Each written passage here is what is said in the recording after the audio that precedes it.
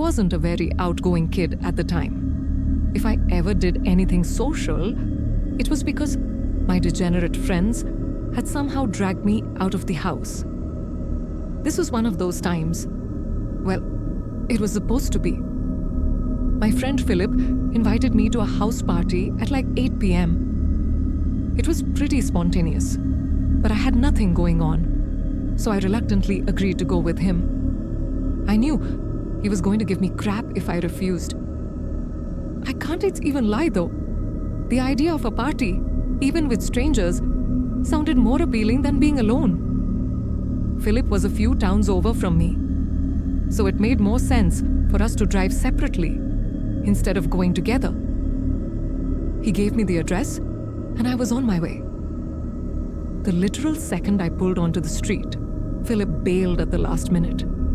Rightfully so, I was super frustrated. How could he bail on me like this? There I was, feeling like a complete idiot outside a stranger's house. Annoyed, but determined not to waste the night, I decided to go in. I had driven all the way here, I thought. Might as well go inside. I walked up the front steps and knocked on the door. The host, Randy, greeted me warmly. He was instantly likable, charismatic, and friendly without being a douchebag. He introduced me around, and things were actually less awkward than I had anticipated. People were really friendly to me, despite not knowing who I was. There were even a few girls I had my eyes on. I decided to enjoy the party and hit the booze hard. It was getting pretty late, but the party was still raging. Admittedly, I might have overdone it with the drinking.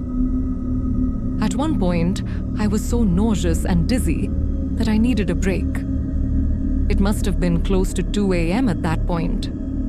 I went upstairs to look for a bathroom, but they were all occupied. The house was deceptively big.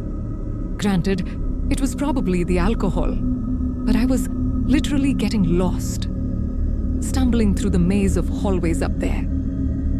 After making it to the top floor, I found a door leading to what seemed like an attic or storage room. Desperate for privacy, I figured it was as good a place as any to pull myself together. I groped around blindly for the light switch, but there was none. This was definitely an attic or something, as there was also dust everywhere. There was a window in the far corner, which I opened, allowing the cool night breeze to wash over me. There was a solid minute there where I was seriously considering throwing up onto the roof. The breeze somewhat cured my nausea though, so I just kept my head hung out of the window. It was dark outside, and the quiet was a refreshing contrast to the boisterous chaos downstairs. Sometimes, all you need to restore your state of mind is a gentle breeze and some peace and quiet. Just as I was about to close the window and head back, I heard a faint noise. Footsteps on the roof shingles. That didn't make any sense, though. Was I going crazy? Curious, I climbed out onto the roof. In all honesty, there was probably a 0% chance I would have done that if I had been sober. I slowly stood up and looked around. In the moonlight, I saw something terrifying. There were 2 masked figures with bags emerging from another window. It dawned on me. Randy's house was being robbed. I started panicking. Should I shout, confront them? Then a more pressing question hit me. What if they were armed? In my clumsy state of disbelief, I slipped and scuffed one of the shingles pretty loudly. One of the burglars heard it and jolted his head in my direction. Our eyes briefly met, and I froze. He nudged his partner, and the 2 of them quickly started making their way across the roof. Adrenaline surged through me. I couldn't let them get away. Randy had been so welcoming, and I felt a surge of loyalty. I decided to act. I quietly followed the burglars across the roof, keeping a safe distance. They headed towards the sloping part of the roof for an easier escape. As they climbed down, I pulled out my phone to dial 911, but fumbled in my drunken state, dropping it. The phone clattered loudly, and the burglar turned sharply. "Who's there?" one of them hissed. Heart pounding, I ducked and scanned my surroundings, spotting a loose roof shingle.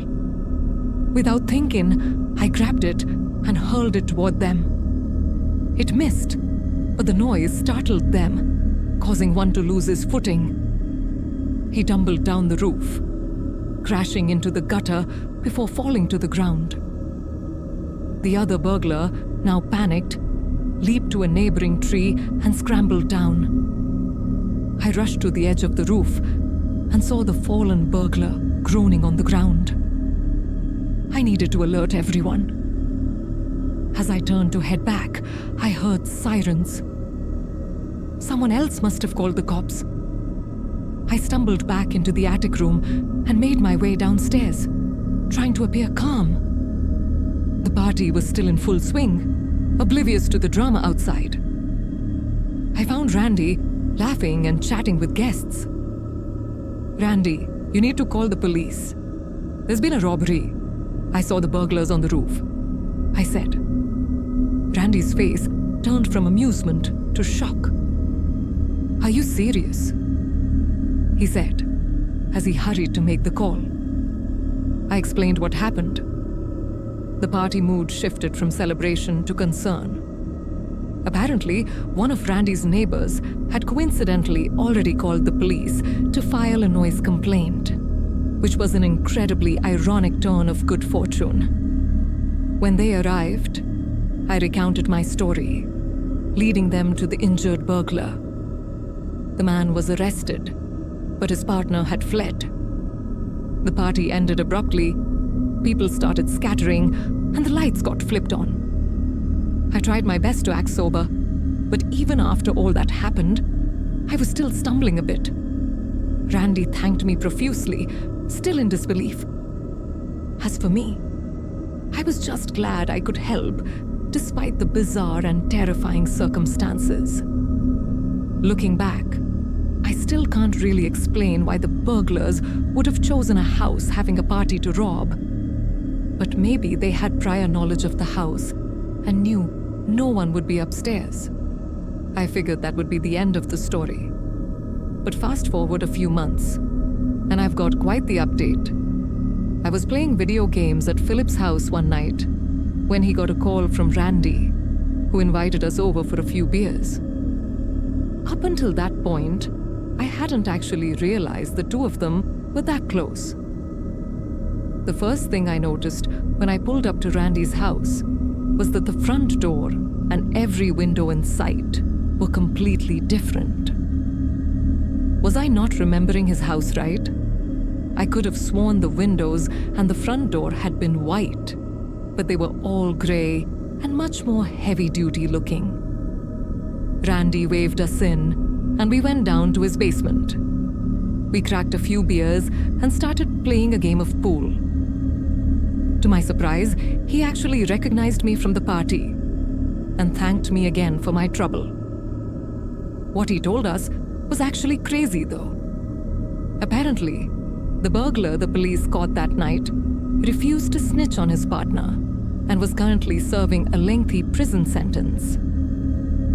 The police hadn't been able to get any leads into catching the other guy, though.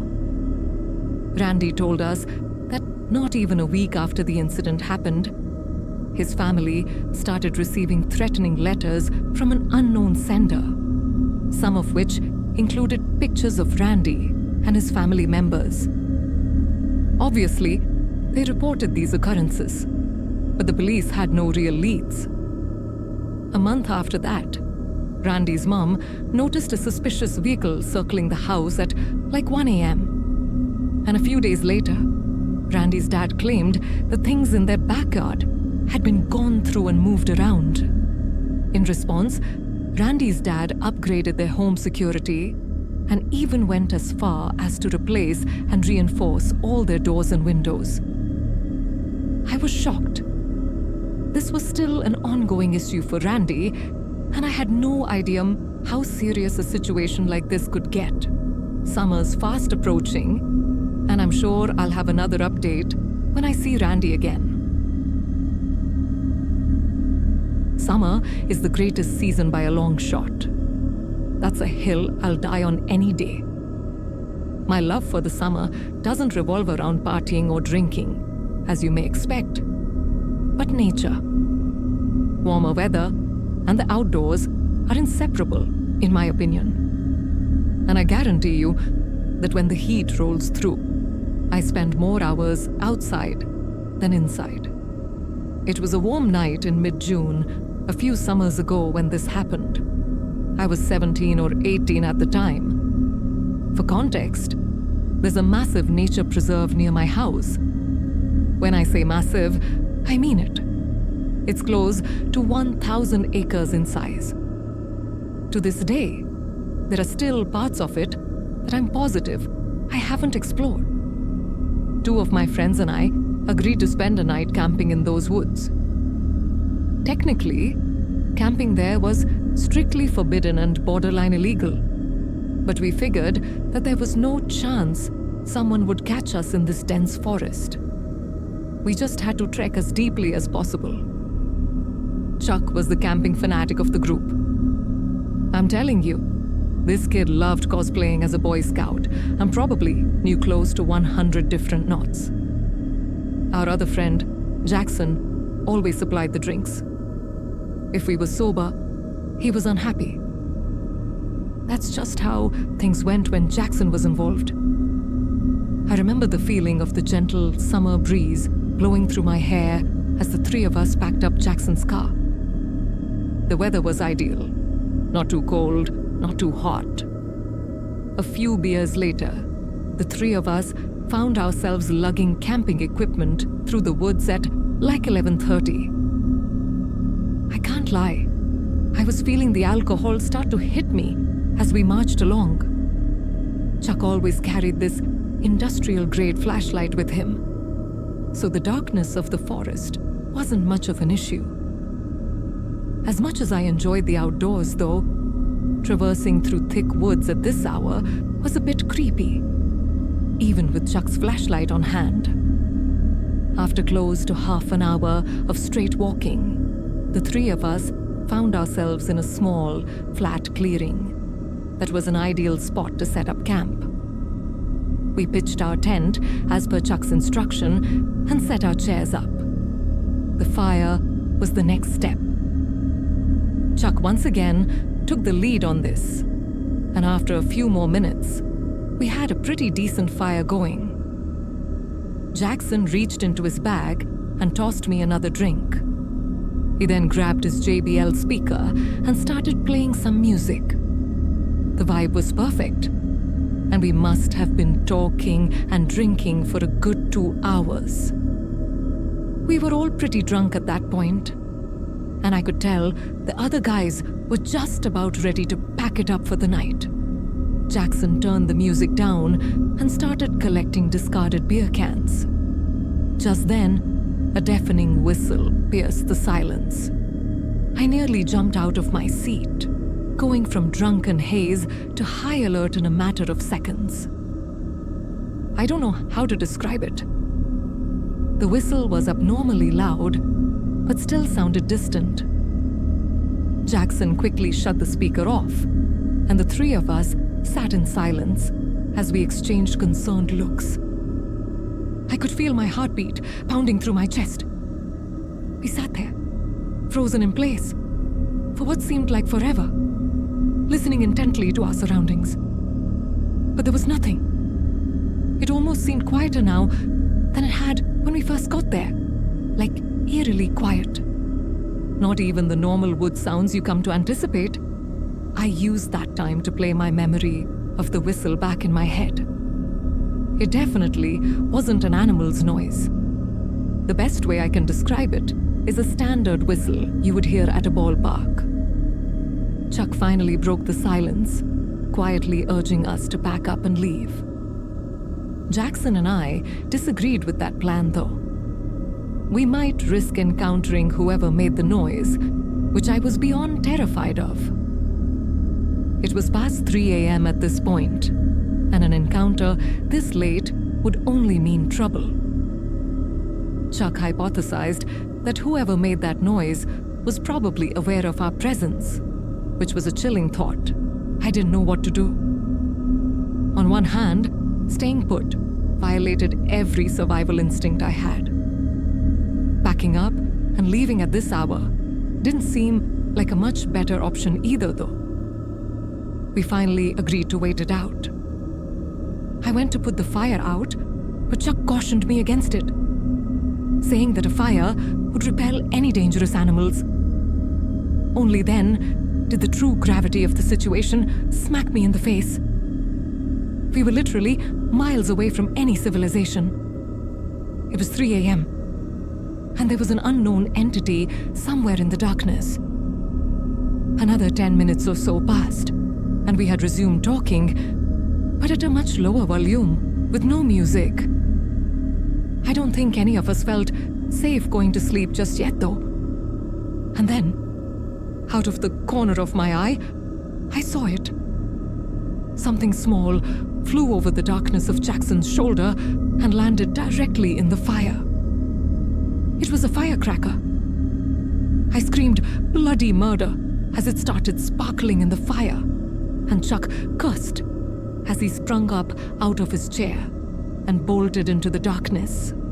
Jackson and I scrambled to follow, leaving all of our stuff behind. We caught up with Chuck, whose flashlight was beaming wildly through the woods as he frantically sprinted. We ran until we couldn't anymore, and Jackson keeled over and threw up. Chuck shut the light off, and the three of us stood there, panting, trying to figure out if we were being followed. To my surprise, it didn't seem like anyone followed us. I don't think I've ever been so afraid, though. Why in the world would someone have done that? We needed to figure out what to do. Jackson wanted to just find our way out of the woods and never come back. But Chuck was reluctant to leave all of his camping gear behind. Plus, he reminded us the fire was still active. I was dumbfounded. How could he be concerned with forest fires after what had just happened? Eventually, I agreed with Chuck that we should at least check on the site. After all, no one had actually chased us, so there was a slight possibility that whoever threw that firecracker was just playing a cruel prank. Chuck was a navigational expert and was actually able to retrace our footsteps. I could make out the glow of the fire as we quietly approached. Before I could get any closer, though, Jackson put a hand in front of me and pointed with a horrified look on his face. I strained my eyes to make out the sight in the distance. What I saw is probably the most terrifying thing I'd ever laid eyes on. There were 3 people sitting motionlessly in our chairs like statues. The one whose face I could see looked lifeless, and his mouth was hung open. I was afraid to move. What were they even doing? I thought, realizing that they weren't even talking.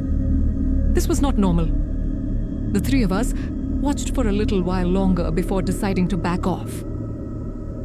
We turned to leave, but Jackson's foot clipped a rock, causing him to curse in frustration. Within seconds, the glow from the fire abruptly went dark, as if it had been covered with a cloak. It was freakishly fast. We didn't stick around another second.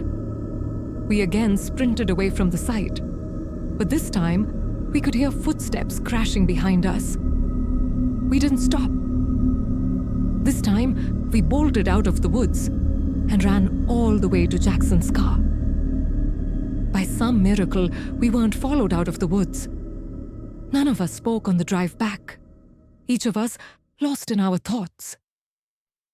The next day, Chuck insisted we return to the site in the daylight to collect his belongings. Jackson wanted nothing to do with that, but I agreed to accompany Chuck. After some searching, we eventually found the site, which looked mostly untouched. That is, until we got a little closer and noticed the putrid smell coming from Chuck's tent. He unzipped it, and we found a dead, rotting rat. It was sickening. I took the hint and haven't been back to that preserve. This ongoing issue started about a month ago, but let me provide some context first. I'm 24 years old and live with my parents. My family has never been well off, and pretty much all the money I make goes into supporting the household. My relationship with my parents is not the best. We bicker quite often, and whenever I'm not working or hanging out with friends, I tend to keep to myself. I don't want to write a hard luck story or anything like that, but growing up has been tough. Fitness has always been my go-to escape. It helps me clear my mind while also providing a good excuse to leave the house. There's a park about a 10-minute drive from my home that has a workout facility with bars for pull-ups, dips, and other calisthenic exercises. During the summer months, I like to go there to work out because nature helps calm my mind. I prefer going at night since the park gets busy during the day. One night, while my parents were arguing, I decided to slip out and go work out. It was an extremely hot summer night, probably around 85 degrees. I remember breathing in the humid air as I walked from my doorstep to my beat-up white Corolla. I started the rickety engine, rolled down the windows, and let the warm summer breeze flow through my hair. I arrived at the park and noticed I was the only car in the lot. It was probably around 10 or 11 p.m. The park was completely empty at this hour, which I found soothing. It sits on top of a hill that overlooks the downtown area of my city, always adding a pleasant and sentimental emotion to my evenings. I started my workout on the pull-up bar, not really counting repetitions, just going until failure, resting, and repeating. At some point, I took a break to loosen up my arms. Just as I was about to get back on the bar, an indescribable feeling came over me. A subconscious urge forced me to turn around. Standing literally a foot away from my face was a tall, beaten-looking man. I actually screamed and jumped back about 5 feet. He let out a raspy, boisterous laugh and apologized, saying he didn't mean to scare me. His appearance and mannerisms were extremely eccentric. He was almost face to face with me. Something was clearly off about him. I asked why he was so close, and he said he lived there. He explained that he had seen me working out here all the time and asked if I could teach him. I'm a non-confrontational person, and in that moment, I really just wanted to be left alone. I awkwardly but politely told him I was just going to finish my workout and leave. I hopped back on the bar, but his words marinated in my mind. I see you here all the time. I felt his gaze burning into the back of my neck. Even though he made me uneasy, I didn't know how to handle the situation. Then something truly disturbing happened. As I was finishing my set, I heard him mutter my full name. My blood instantly turned cold. I jumped off the bar and slowly backed away. "What?" I asked, my voice shaky. He didn't respond. Instead, he just stared at me with a crazed, wide-eyed smile. I thought I might have been hearing things. It was so bizarre that my mind struggled to process it. A terrible feeling settled in my gut. Something bad was about to happen. Without another word, I quickly walked back to my car. I could feel his eyes on me the entire time, but thankfully, he didn't follow.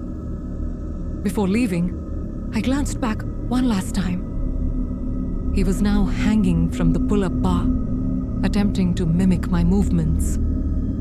I watched as he grabbed the bar, struggled to pull himself up, then tried again. In the exact position I had just been in, I drove home shaken. The entire ride back, I questioned myself. Did he really say my name? Was I hallucinating? I tried to forget about it, and eventually, I did. The next morning, I woke up early for work. I work construction, so I have to be up before my parents. As I stepped outside, I was the first to notice the unmarked envelope sitting at our front door. It was addressed to me. I picked it up and figured I'd read it later. During my lunch break, while sitting in my car, I finally opened it.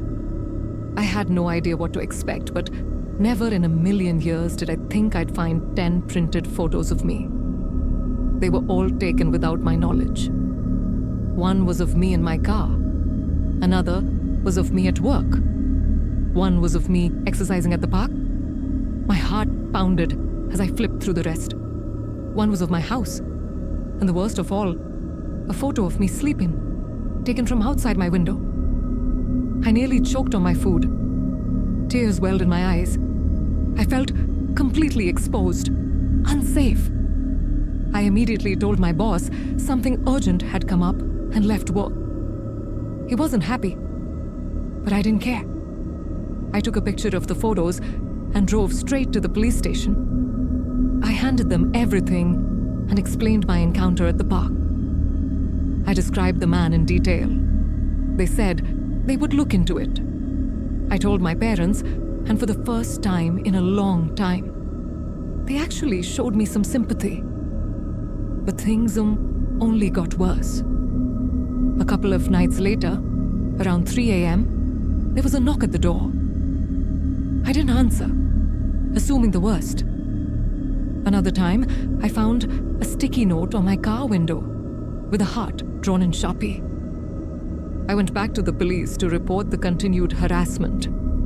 They told me they would open a stalker investigation. I haven't heard anything since, and I know it's hard to build a case without concrete evidence.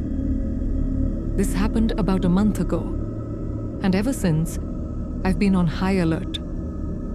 My parents are looking for a new home, but it's tough, given our financial situation. I'll update if anything further happens, but until then, I'll continue to sleep with one eye open.